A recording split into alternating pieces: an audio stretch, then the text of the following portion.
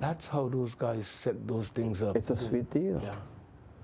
They are extremely clever when they set that up that way. Yeah. They're not paying into the pension fund, But they get a pension. they're getting a solid pension at the end. Listen, it's a sweet deal for them, but it's not easy to get in there as a member of parliament, no, as a minister. Now, when everybody is tainted with having touched some kind of corruption or whatever, you see how many of them are being targeted. Nowadays, people have to realize that their integrity is going to help them move forward, even to get in office, in government office, to serve at that level, because if they have anything in their past, it's a waste of time.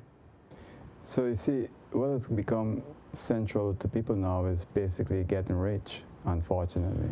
I know that's their agenda, but at the same time, they have to deliver something in order for them to stay there. Yeah.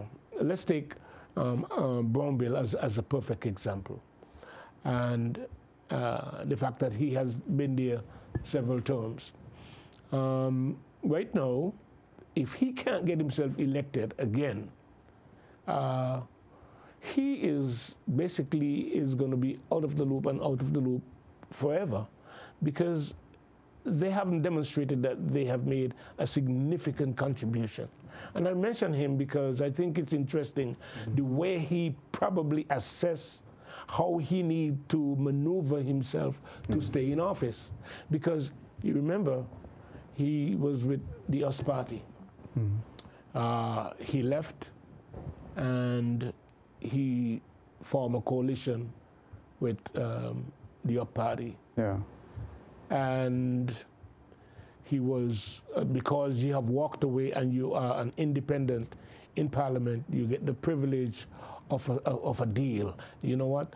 That a specific ministry is yours. So you would have the responsibility of placing someone in that position. So they see that ministry as theirs. So they use it as a bargaining tool, and he has been all along, because when he moved and went to the United Democrats again, they had to leave him alone. But he's not the only one that did that. No, of course not. But I happen to mention him because I feel that he, over the time that he was there, I don't think he has positioned himself to deliver to the point where we can see how the country have benefit from his contribution. Bryson, on the other hand, you see how he has positioned himself and have really worked, because he can't be speaking the way he does unless he reads up on a lot of things and really work. Right, I see but he's point, vocal. And he stands to win the hearts of people because he have demonstrated that he has worked things for St. Martin. If you go out on the street and you ask anyone who's Brownbill, they don't know. Exactly. And that's good. I tell you why that's good. The guy is brilliant, actually. It's a very good strategy he's adopted.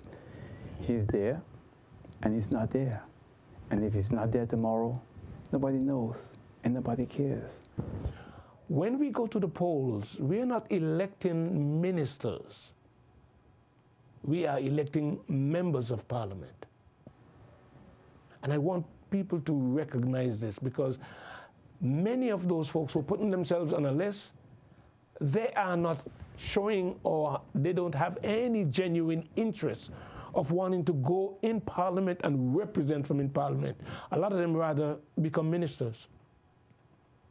And yes, I acknowledge that you might have what it takes to serve in the capacity of a minister and do good for St. Martin. But when you look at some of our ministers, you have the Minister of Justice, who is, if you say by profession, a doctor. He became Minister of Justice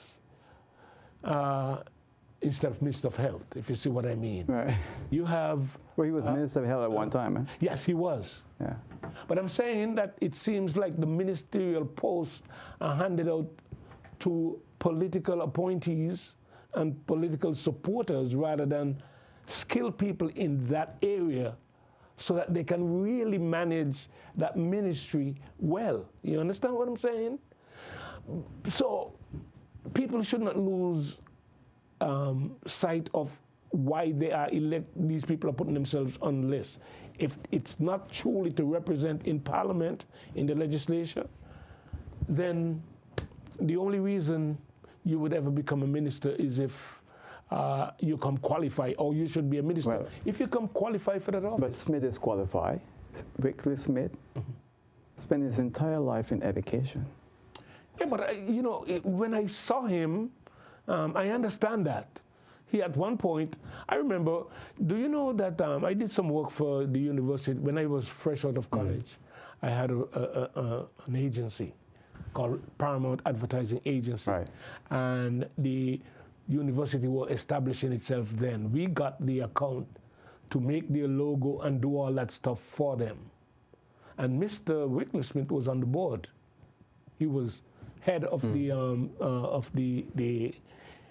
so I know he comes well equipped to do things, but then he is not just Minister of Education.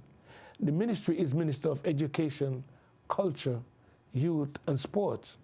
But then he finds himself into conflict.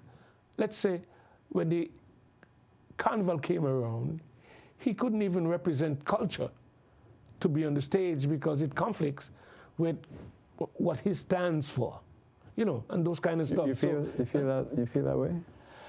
Well, listen, everybody's supposed to manage their own circle, you understand? Yeah. But he never showed up. He never showed up at the I think it's the Minister of Tiat was the one who went and handed over the keys to the Carnival Village when it should be the Minister of Culture. But he wants to go to heaven, huh?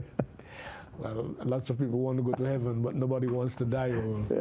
But do you think talk shows have any credibility, or the hosts have any credibility? Do you think people view us as credible or not?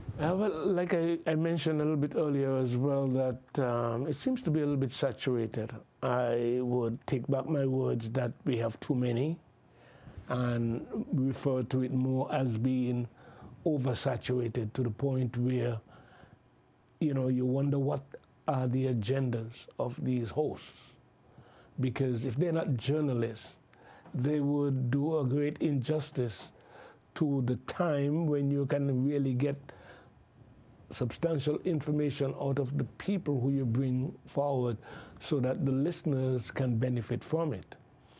Some people are just maybe creating a platform to grandstand, some creating a lot of, I don't know if I criticize people a lot, but a lot of criticism in some of the talk shows as well.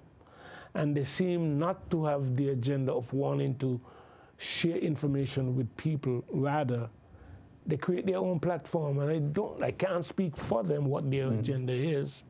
But I think it's a little bit oversaturated. And with the wake of social media again, you have some people on WhatsApp that... they're dangerous. WhatsApp reporters are incredible. You see, you have a name for them, WhatsApp reporters. Yeah. I've never even thought of that.